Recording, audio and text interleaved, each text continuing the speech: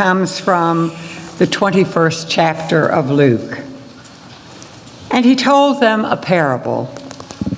Look at the fig tree or any other tree. You see when they're budding and know that summer is near.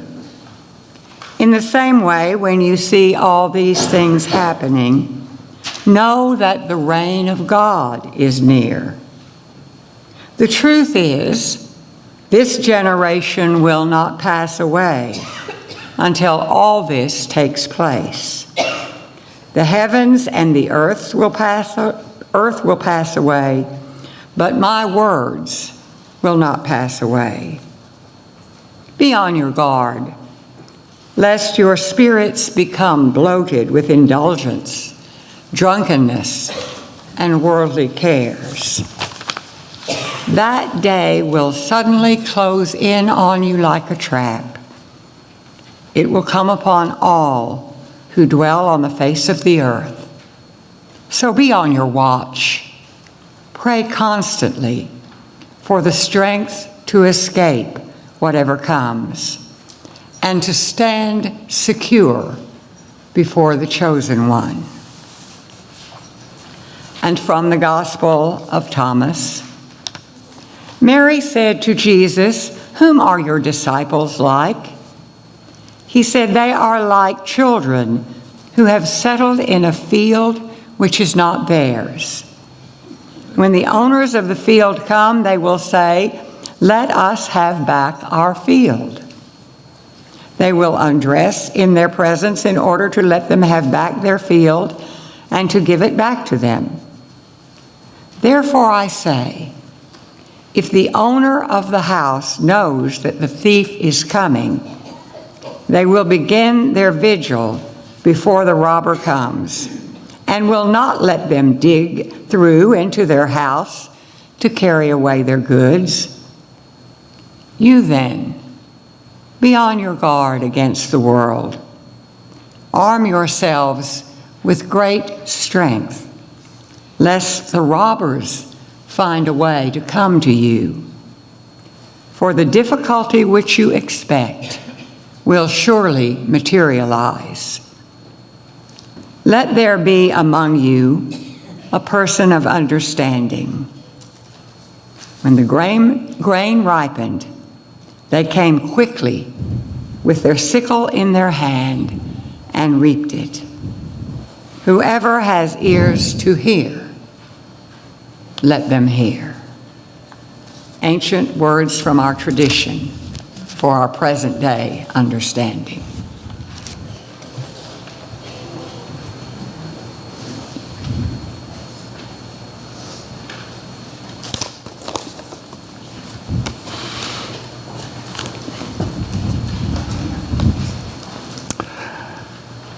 I asked David to do the last hymn that we're going to do. And kind of interesting story about that, I don't know if it's interesting to you or not, interesting to me, is that it used to be one of my least favorite lines in the hymn book. It's sort of like when they would say to pray, if I should die before I wake. It's like, I don't do that, I'm a kid, you know. And we sang a line that goes, "Time like an ever-rolling stream soon bears us all away. We fly forgotten as a dream dies at the opening day." And then it goes, "O God, our help in ages past, our hope for years to come." Now, for me, that wasn't reassuring. You know, that's great that God gets to live forever, but that wasn't really the one I was concerned about. And this line that we're looking at from Scripture, that God will come like a thief in the night, is that kind of veiled threat that I found very offensive in the religion that I was taught. I mean, God was supposed to be a God of love and stuff, but there was also a whole lot of stuff about, you know, but if you slip up, that love may feel like eternal hell. So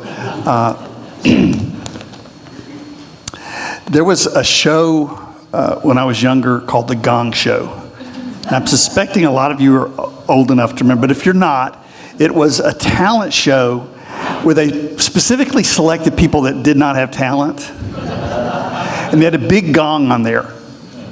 And somewhere during the act, they'd hit the gong and make fun of the people. And it seems to me that some theologies have a kind of a cosmic gong show feel to them. Right? This is your life, enjoy it and everything. But, just know that if you make a mistake, you'll be carted away by demons. It only happened once, but one time I'd done something wrong, or I was accused of doing something wrong. Put it that way. And my mom said, go to sleep now, but when your dad gets home, he's going to wake you up and give you a spanking. Which didn't make sleep come easily. Kind of thing. What's interesting about Christian theology is when it started off, God was the friend. And Satan was the one that was judging you, accusing you, trying to trip you up. And something kind of happened. They changed roles over the centuries where God was the one trying to catch you in a mistake. And Satan was the one saying, I'll go ahead and go to the bar. Relax. Live, have joy. Kind of thing. So part of the task of theology in our day is to get those two in the right roles. That whatever the source of life is needs to be something that affirms us and accepts us with grace and unconditional love. And then whatever that obstacle is about judgment and not being fair to ourselves. So you could do that, though, with any being, right? Whoever wrote the song about Santa Claus. I mean, Santa Claus is like the most innocuous, loving character, but they had that one song, you better not be bad or whatever. It's like, you better not shout, you better not cry. That's very compassionate. You better not cry. I'll give you a reason to cry. And then he sees you when you're sleeping. This is surveillance Santa. It's like that whole viewpoint of life. I think it has good motives behind it, trying to get us to be nice, but it's very abusive kind of religion and theology. So we're not going to look at it in the traditional way. One of the reasons we did this whole series about the Gospel of Thomas is to realize that traditional Christianity carries some major problems with it. That the mystical Christianity, which I think it started off being, is much more open-minded, much more graceful, much more humorous, much more universal, this kind of thing. So when you see a verse like the one that we have now, where it says, God will come like a thief in the night, we realize that it is an Enlightenment teaching, and what they're talking about is time. That this is what time is going to do to us. The reason we know it's symbolic, first of all, it would be insane if it weren't symbolic. That's one kind of reason. But also right there in the story, it tells you not all the people in this generation will die before this comes true. See, that tells you it's an Enlightenment teaching. It's not the story about a second coming that comes. Because if Jesus is God and God is everywhere, then Jesus can't come again. Right? I mean, I got an amen off that. See you in hell will be the two heretics. But if you think about symbols very much, you realize this isn't literal. This is poetry. So when it talks about drunkenness, it's not talking about alcohol. It's talking about dissipation. And alcohol may do that for you, but work may do that for you. Anything that becomes a kind of a stupor is what they're talking about. When they talk about prostitution, they're not talking about sex workers. They're talking about selling ourselves kind of thing. When they talk about the last of days, they're talking about time and what that does for us. When we don't realize that we are impermanent, when that's a terrifying thought for us, when death, which is as essential to nature as birth, when we see that as a negative thought, as a terrifying thought, it throws off our whole lives. That's very natural, and you start off particularly with a literal view of Scripture, where you're standing on the side of the river and everybody else is being devoured by time. And you feel so sorry for the rest of us, watching us getting old and dying. What the parable is trying to teach us, what the story is trying to teach us it's that idea that you're outside of time that's terrifying you. When you feel yourself within the river of life, it may not be exactly what you want. It may be a little bit uncomfortable or fearful, but it's not terror. It may be sad, but it's not depression, kind of thing. Because part of life is feeling our sadness. So what they're not saying is, if you lost your grandma yesterday, get over it and just be in the here and now and be filled with joy. There's nothing more abusive in a funeral than when somebody says, well, she's with Jesus, we should all be happy. Right? Even if your mind understands it, your body is going to need time. So what I'm not saying today is that your grief and that kind of sense of dwelling on the past is a problem. But there comes a time when we have to choose whether we're going to live in the past or in the present. And what can make all the difference in the world, we're not being asked to forget the ones we've loved, but to come to the present moment and honor them and grieve them is a different experience than when emotionally you're trapped in the past with the ones you've lost and you're looking at this world that has nothing for you in the present moment. So what it's trying to do is to just let go of this attempts to be permanent and to realize that's where the suffering comes from. Probably everybody here knows Buddha said that, but you see it right here in Christianity, you see it in Judaism, you see it in all of the great religions of the world. The same lessons are there in one shape or form. But what happens is people get lazy, and that has happened to Christianity horribly, terribly.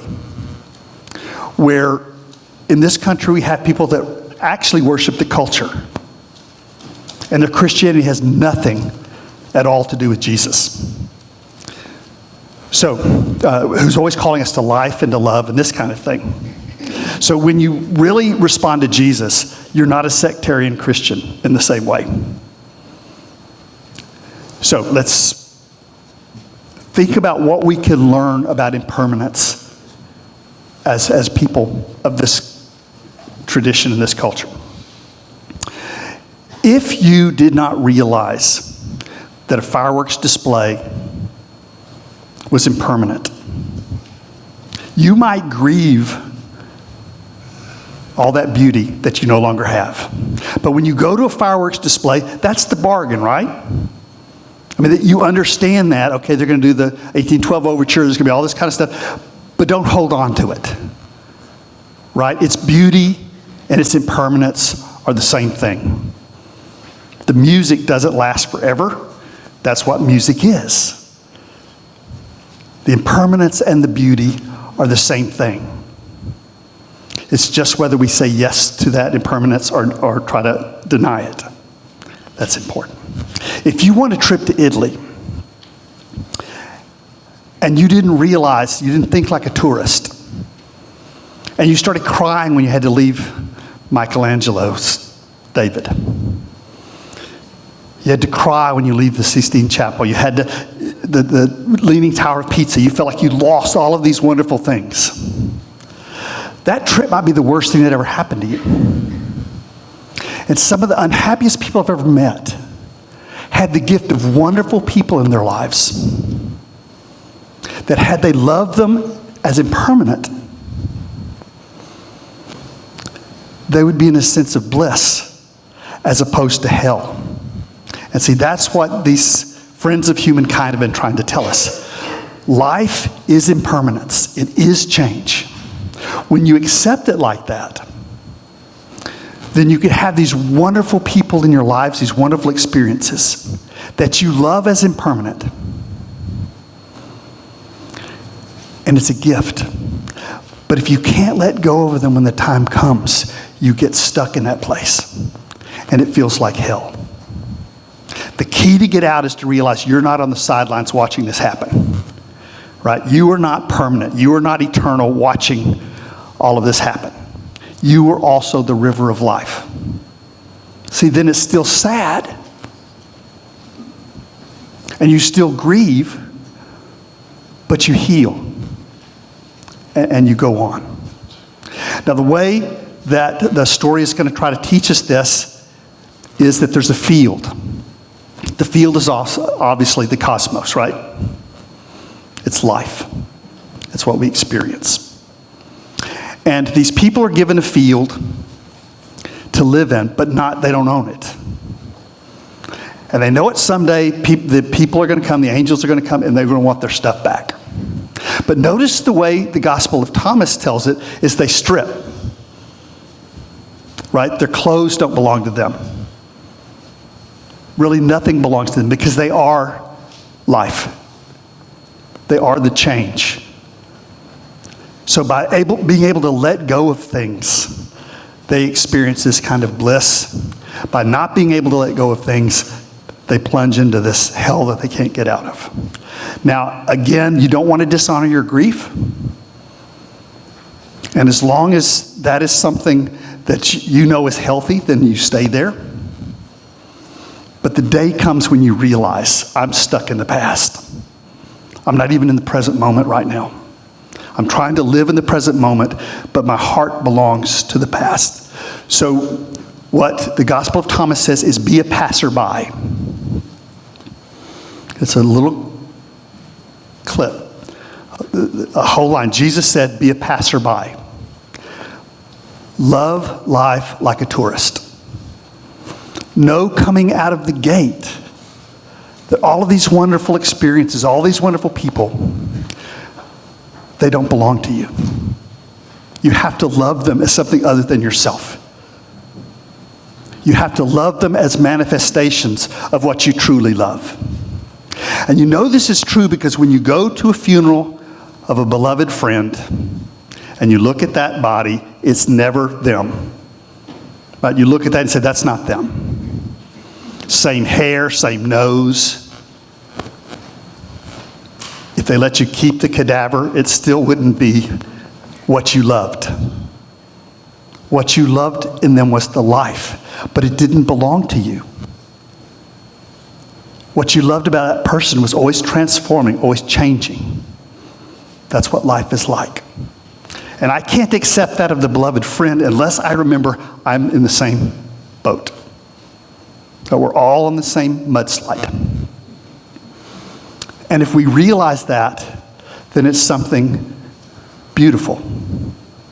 Painful as it can be, but beautiful. And what the great lovers of humankind have said is the beauty is worth the pain. But they don't lie to us and say you're not going to feel pain. They don't minimize the pain that you feel or tell you to get over it quickly. They just let you know that the pain is going to give birth to beauty. Do you remember the song? We don't do it because of the word, it has the word Lord in it. But it's Lord of the Dance. As dance then, wherever you may be. I am the heart of the dance, said she, and I'll guide you all wherever you may be, for I am the heart of the dance. That's the symbol that's being talked about, and that's the reason that song touches people so much. That Jesus isn't talking as an ego. Jesus is talking as life itself. And you see that of all the wisdom teachers, of all the religions of the world. That they're talking, but they're not really talking just as a human being. When they talk about the destruction, it's time, it's life. You are the river. Right? That's why in the mystery religions, one of the last things they would do is hold up a mirror. It's not just these other poor blokes that that are coming and going. And at first, that's a very disturbing thought, but you realize that underneath your grief, underneath your fear, is life itself. And whatever's happening to you does not eclipse that. So stories like this are calling us to go deep inside. And you see this all over the world. There's the first mystic I ever ran across was Meister Eckhart, which you may have heard of. Lived in the 1300s, somewhere in there. But he didn't believe in God as a being. He believed in God as a symbol of being itself. So listen to his thought. He says, the only thing that burns in hell is the part of you that will not let go of your life, your memories, your attachments. They burn them all away, but they're not punishing you. They're freeing your soul. If you're frightened of dying and you're holding on, you'll see devils tearing your life away. If you've made your peace, then the devils are really angels freeing you from the earth. When we say no to life, it's hell. When we say yes to life, it's salvation. It then feels like heaven. When Gandhi said, be the change, he was talking about something else. But next time you're in a situation where life is unbearable, be the change. Come to the heart of your grief, to the heart of your fear, and find life there. And realize that life is change. Again, Jesus or Thomas or whoever is coming up with this stuff says this isn't going to happen. That not everybody here is going to die before this all comes about. So what the great mystics have always said is happening all the time for everyone, everywhere. Right? It's not something that happens one time. It happens whenever we're fully present, when we're fully aware. Through our pain, through our tears, through our hopes, through our desires. It happens. And grief is a reminder. When we look at the body of someone who we've loved, it's never them. But that wasn't what we loved. We loved something that was happening through them. But that something is change, is morphing.